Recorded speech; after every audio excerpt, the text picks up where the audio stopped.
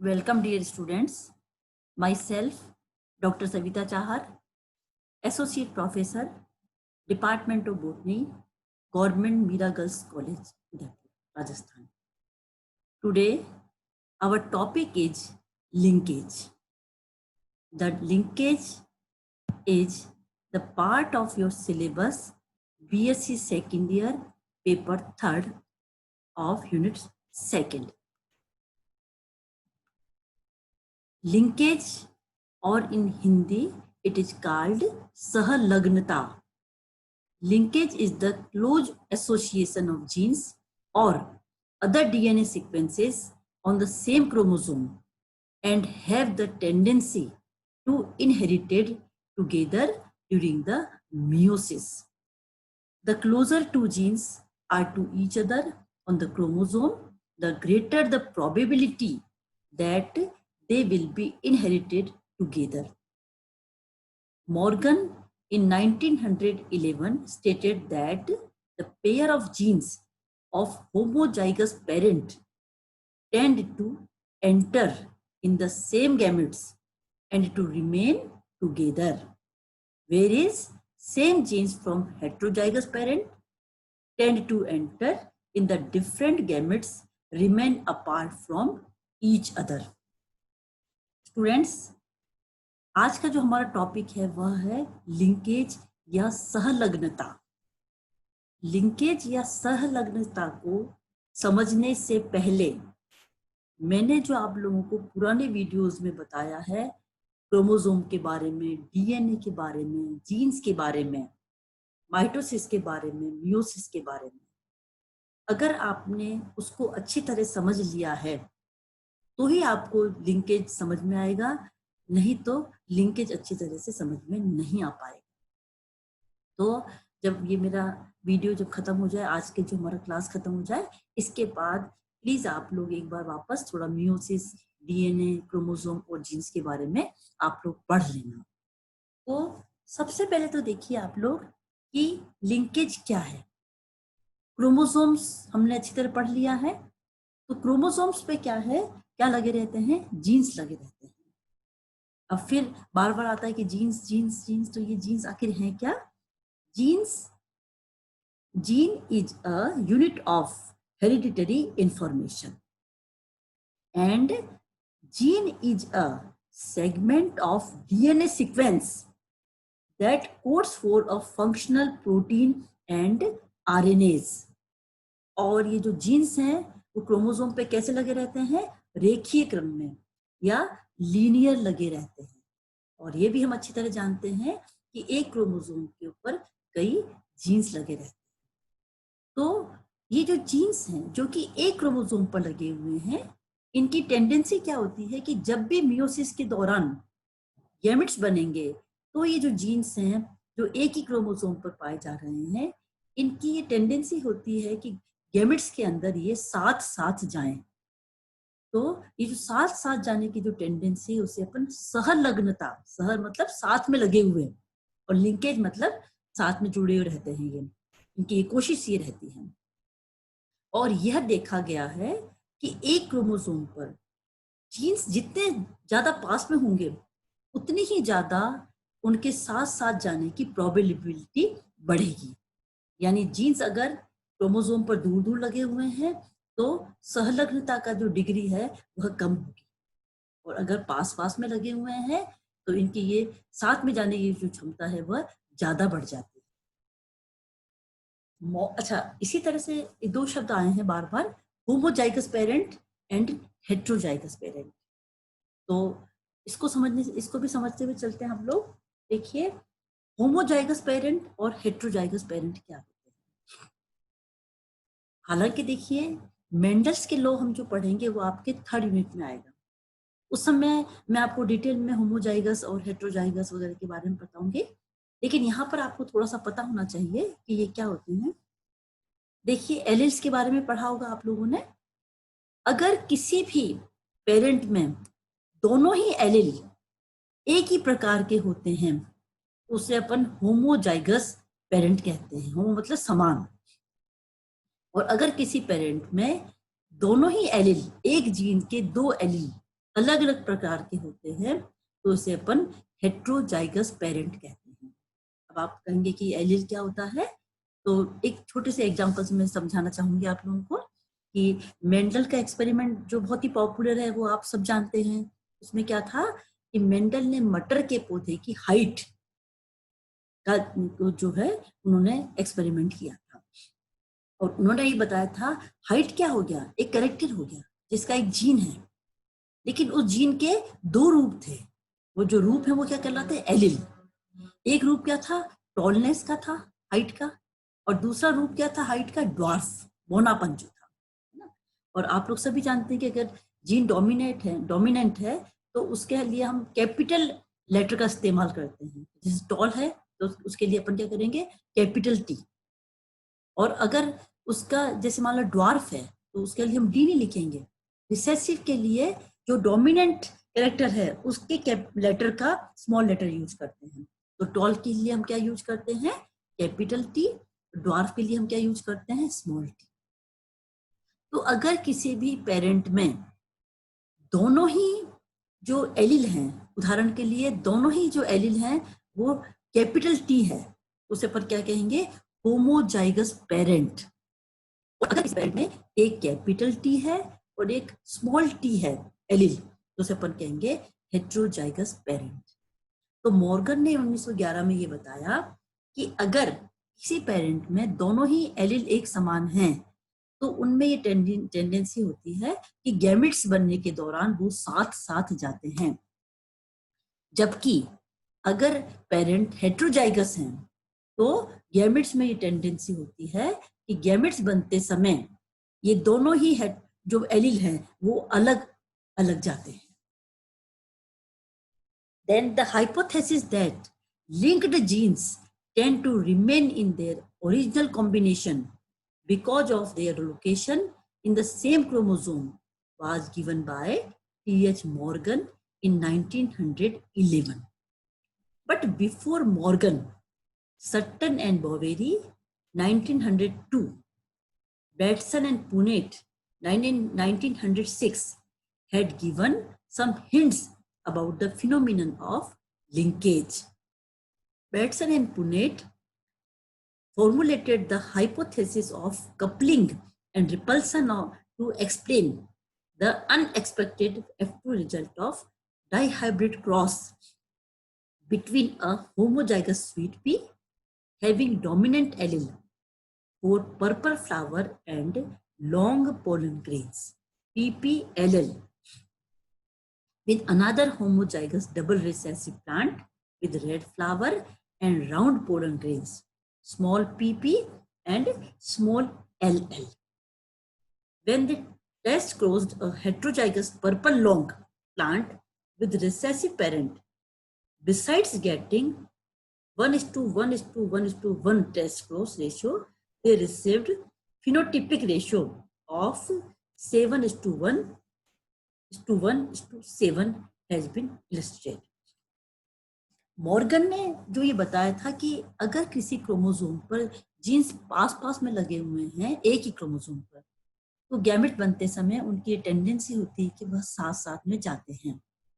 लेकिन मॉर्गन से पहले, मॉर्गन ने किस पर एक्सपेरिमेंट किया था, ड्रोसोफिला पर।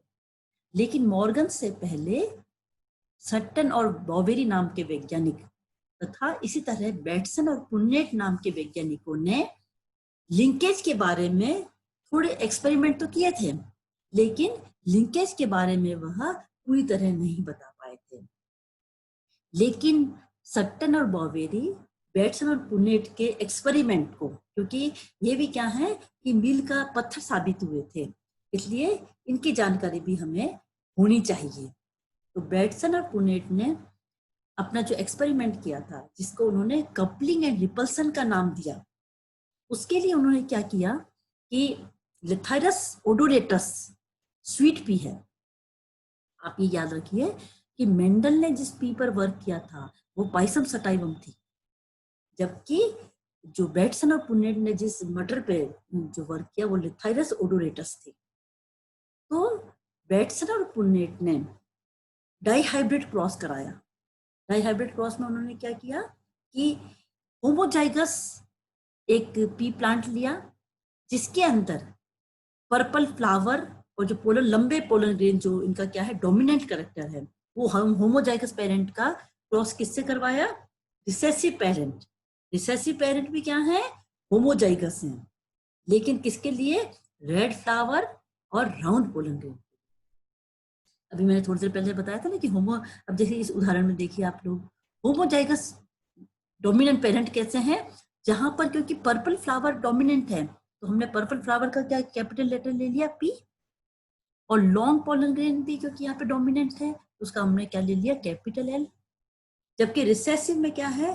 रेड फ्लावर और राउंड पोलन ग्रेन है, उसके लिए हमने क्या किया? रिसेसिव के लिए हम क्या लेंगे? आर नहीं लेंगे, क्या लेंगे? Small P and small L. तो इन्होंने ये देखा कि F1 जनरेशन में जो सारे ही फ्लावर कैसे थे? पर्पल थे, और उनके जो पोलन ग्रेन थे वो कैसे थे? लंबे थे। अब जब इस जनरेशन को, इन फ्लावर को जब इन्होंने टेस्ट क्रॉस करवाया। टेस्ट क्रॉस क्या होता है? जब किसी भी हम एक जनरेशन को उसके जो रिसेसिव पेरेंट के साथ क्रॉस करवाते हैं, this type of cross is called test cross. और अगर वो डाइहाइब्रिड क्रॉस है तो उसका रिजल्ट 1:1:1:1 आता है। तो ब्रैडसन पुन्नेट ने भी यही सोचा था कि जब इसके साथ हम टेस्ट क्रॉस कराया जाएगा तो उसका रिजल्ट क्या आएगा? 1:1:1:1 आएगा। लेकिन इसका जो रिजल्ट आया वो बिल्कुल अलग आया, और उसका रिजल्ट क्या था? 7:1:1:7। जैसा कि आप इस वाले इसमें देखिए, यहाँ पर आप देखिए अच्छी तरह से कि एक पर्पल फ्लावर है, एक रेड फ्लावर है। अच्छी तरह से समझ लीजिए, यहाँ पे बहुत अच्छा समझाया हुआ है। और पोलन का शेप क्या है? यहाँ पर लॉन्ग है और ये राउंड है। जब इनको क्रॉस करवाया आपस में तो देखिए इधर आप राइट हैंड साइड की तरफ देखिए कि सारे ही F1 जनरेशन में सारे फ्लावर कैसे थे? और पर्पल एंड लॉन्ग। जब आपस में देखिए यहाँ पे ये क्रॉस करवाया हुआ है तो उन्होंने क्या देखा था कि क्या आना चाहिए था रेशियो? उन्होंने ये सोचा कि 9:3:3:1 का जो रेशियो आता है वो आएगा। लेकिन उसके अपोजिट जब टेस्ट क्रॉस कराया तो उसका जो रेशियो इस तरह से आया 7:1:1:7, जिसमें ये देखिए आप लोग, purple long 7, purple round 1, red long 1 and red round 1।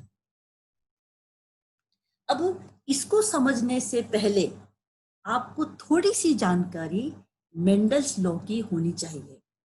हालांकि मेंडल्स लॉ अब आपके 3rd यूनिट में आएगा, फिर भी स्कूल की जो क्लासेस थी आपकी, प्रीवियस जो क्लासेस थी आपकी, जैसे 8th 9th 10th से ही शुरू हो जाता है ये, उसमें आपने पढ़ रखा होगा मेंडल के क्रॉस के बारे में, मेंडल के एक्सपेरिमेंट के बारे में।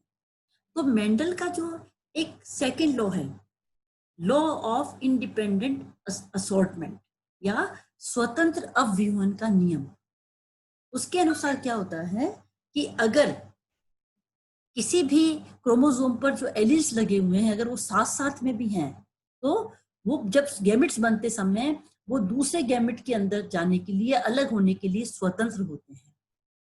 तो अगर स्वतंत्र अव्यूहन का नियम लागू होता तब तो कौन सा रेशियो आता? 1:1:1:1 का रेशियो आता।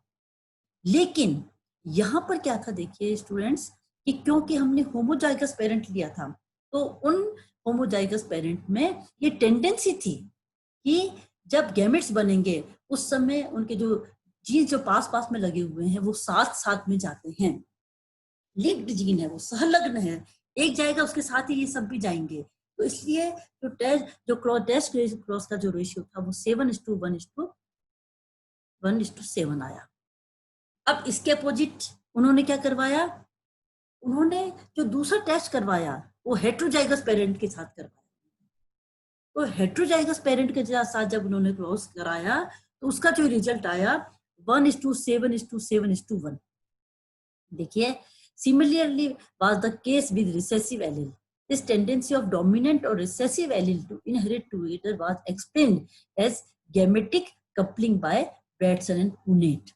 तो होमोजाइगस पेरेंट के अंदर जो उन्होंने ये देखा कि साथ साथ जाने की जो टेंडेंसी है दूसरी जनरेशन के अंदर ये गैमेट्स बनने के दौरान उसको बैटसन और पुन्नेट ने गैमेटिक कपलिंग का नाम दिया।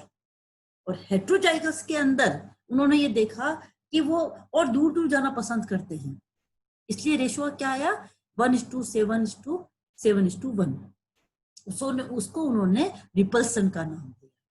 Hence the two dominant pair of allele repelled each other. They termed as it as repulsion. तो उन्होंने जिस थ्योरी का नाम क्या दिया, hypothesis of coupling and repulsion. Coupling का मतलब क्या है, साथ साथ रहना, और रिपल्सन मतलब एक दूसरे दूर जाना। लेकिन बैटसन और पुन्नेट जो है उस समय क्या है कि कपलिंग और रिपल्सन को अच्छी तरह से आगे जाकर के समझा नहीं पाए। इसके बाद the T H Morgan who while performing experiment with drosophila in 1910 found that coupling and repulsion was not complete. He further suggested that the two genes are found in coupling or repulsion because they are present on the same chromosome or on two different homologous chromosomes. Repulsion. Such genes are called linked gene, and phenomenon of inheritance of linked gene is called linkage by Morgan. तो Bateson और पुन्नेट तो उस समय उन्होंने उसको coupling and repulsion का नाम तो दिया, लेकिन उसे एक्सप्लेन नहीं कर पाए। और साइंस जो है हमेशा ही क्या है, प्रूफ मांगती है, प्रमाण मांगती है, उसका एक्सप्लेनेशन मांगती है। लेकिन बाद में टीएच मॉर्गन ने जब ड्रोसोफिला पर एक्सपेरिमेंट किए तो उन्होंने ये बताया कि अगर होमोजाइगस पेरेंट है और उसके ऊपर मान लो जो क्रोमोसोम पर जितने भी जीन्स होंगे होमोजाइगस के ऊपर, उनकी ये टेंडेंसी होगी कि वो दूसरी जनरेशन में साथ में जाएंगे। और अगर हेट्रोजाइगस है तो उसकी क्या टेंडेंसी होगी कि वो दूर दूर रहेंगे। तो इस तरह से इन्होंने क्या है, मॉर्गन ने इस तरह के जो जीन्स थे होमोजाइगस के ऊपर साथ साथ जो लगे हुए थे, उनको उन्होंने क्या नाम दिया ना, लिंक्ड जीन, या हिंदी में अपन क्या कहेंगे, सहलग्न जीन। और सहलग्न जीन्स की जो टेंडेंसी है गैमेट्स बनने के दौरान साथ में जाने की, दिस इज कॉल्ड लिंकेज। आ गया अच्छी तरह समझ में? आप लोग इसको अच्छी तरह समझ लीजिए कि लिंक्ड जीन जो है वह क्या है और लिंकेज क्या है। तो बिल्कुल क्लियर हो गया कि एक होमोलोगस क्रोमोसोम, होमोजाइगस क्रोमोसोम के ऊपर जो जीन्स लगे हुए हैं वो क्या कहलाएंगे, लिंक्ड जीन, सहलग्न जीन। और इन सहलग्न जीनों के साथ साथ जाने की जो गैमेट्स के अंदर टेंडेंसी है, इसे अपन क्या कहते हैं, लिंकेज या सहलग्नता कहते हैं।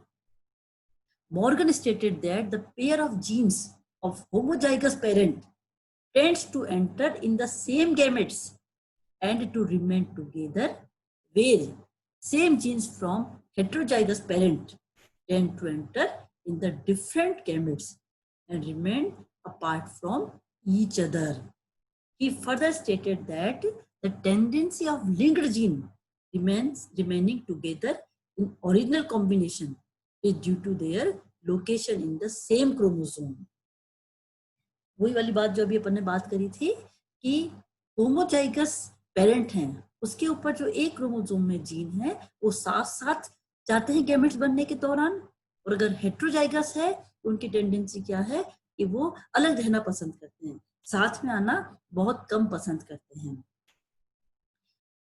The degree of linkage depend upon the distance between the linked gene in the chromosome. अभी अपन ने बात की ना कि मान लो किसी क्रोमोसोम के ऊपर 10 जीन्स प्रेजेंट हैं और उनके बीच की जो डिस्टेंस कम है, तो 10 जीन्स की ये टेंडेंसी होगी कि वह अगली जनरेशन में साथ साथ में जाए गैमेट्स बनते समय। और अगर उनके बीच में दूरी ज्यादा होगी तो सहलग्नता का जो चांसेस है या लिंकेज का जो चांसेस है वह कम हो जाता है।